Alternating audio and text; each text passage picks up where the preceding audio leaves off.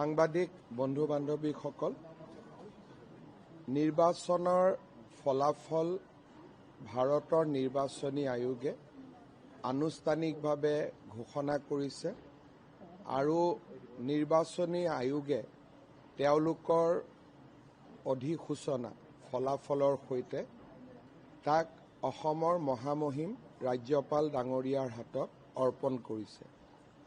গণতান্ত্ৰিক প্ৰমূল্য আৰু পৰম্পৰা ৰক্ষা কৰি নিৰ্বাচনী আয়োগৰ অধিসূচনা ওলোৱাৰ ঠিক পিছতেই মই অসমৰ মুখ্যমন্ত্ৰী হিচাপে মোৰ পদত্যাগ পত্ৰ অসমৰ ৰাজ্যপাল মহোদয়ৰ হাতত অৰ্পণ কৰোঁ আৰু সমান্তৰালভাৱে চলিত অসম বিধানসভাখনি ভংগ কৰি দিয়াৰ বাবেও তেখেতক মই অনুৰোধ জনাওঁ।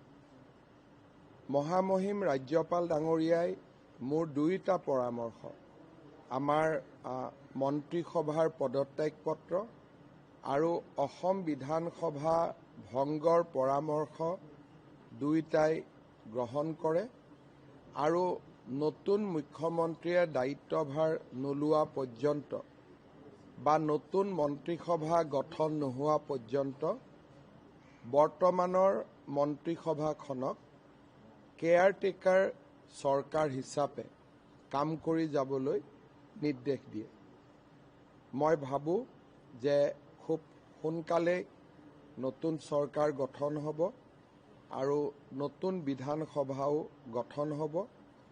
মাজৰ এই সময়ছোৱা ট্ৰেনজিশ্যনেল যিটো আমি কম যে ট্ৰেনজিশ্যনৰ যিটো সময়, সেই সময়ছোৱাত আমি কেয়াৰটেকাৰ চৰকাৰৰ ভূমিকা पालन करें।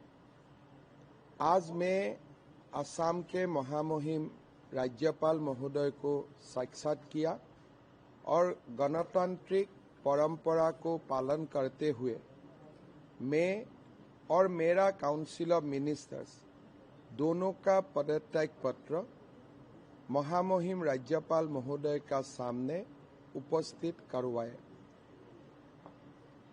साथ में हमारे जो विधानसभा है उसको भी भंग करने के लिए मैं महामहिम राज्यपाल महोदय को परामर्श दिया। मेरा पदत्याग पत्र, मेरा मंत्रिसभा की पदत्याग पत्र दोनों राज्यपाल महोदय ने स्वीकार किया और राज्यपाल महोदय ने असम विधानसभा को भी भंग कर दिए। जब तक नया मुख्यमंत्री का शपथ नहीं होते हैं, जब तक नया मंत्रिसभा का गठन नहीं होते हैं, तब तक मुझे और मेरा मंत्रिसभा को केयरटेकर रूप से काम चलाने के लिए राज्यपाल महोदय ने निर्देश दिया। बीते 5 साल सरकार चलाने में हमारे राज्यपाल महोदय ने हमें जो मार्गदर्शन किया, इसके लिए भी मैं राज्यपाल महोदय को धन्यवाद और हमारा ओर से राज्यपाल महोदय को हमने अपना ग्रेटिट्यूड भी प्रस्तुत किया। कुछ अगर आप लोगों का क्वेश्चन है,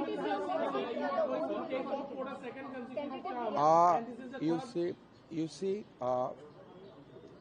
Sri J.P. Nadda and Sri Naib Singh Saini both have been appointed as an observer by our national president Sri Nitin Nabinji.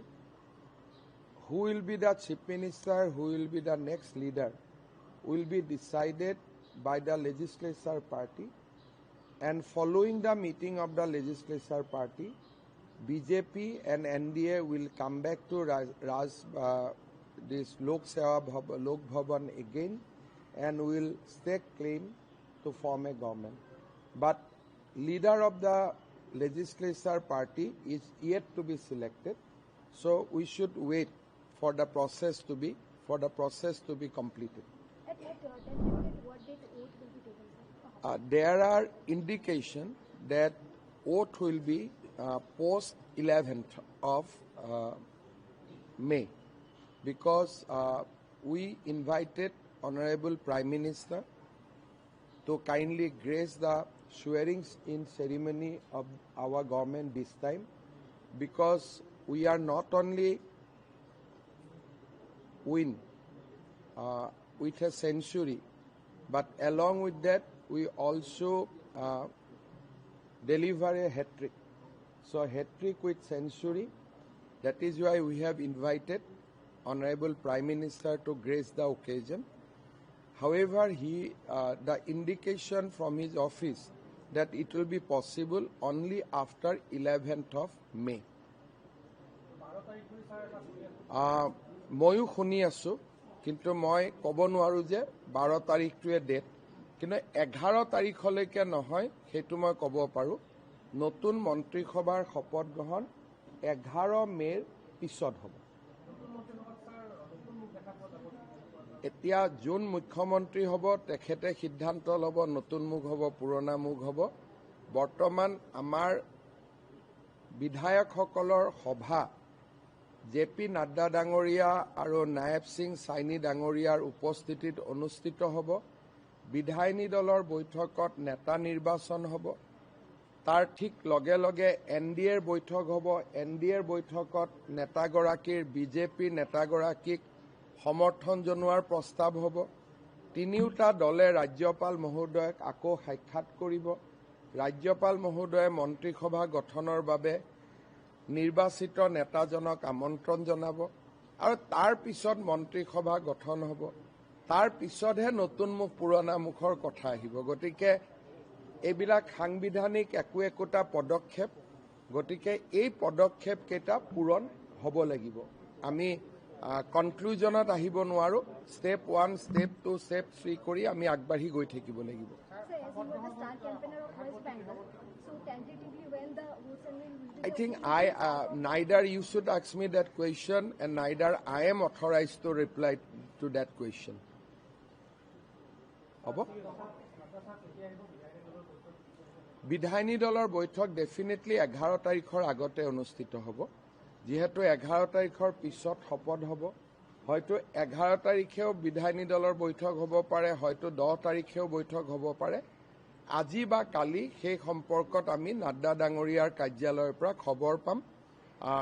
ডেটটো জগত প্ৰকাশ নাড্ডা ডাঙৰীয়া আৰু নায়েব সিং চাইনি ডাঙৰীয়াই নিৰ্ধাৰণ কৰি আমাক জনাব আৰু সেই দিনতে বিধায়কসকলৰ বৈঠক হ'ব।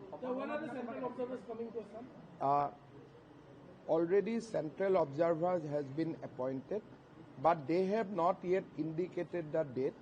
But I am sure that there will be oath in Bihar, there will be oath in Bengal. So a chronology will be followed, a sequence will be followed. So let us wait for today or tomorrow. By today evening or tomorrow, everything will be clear. Dhanyavad.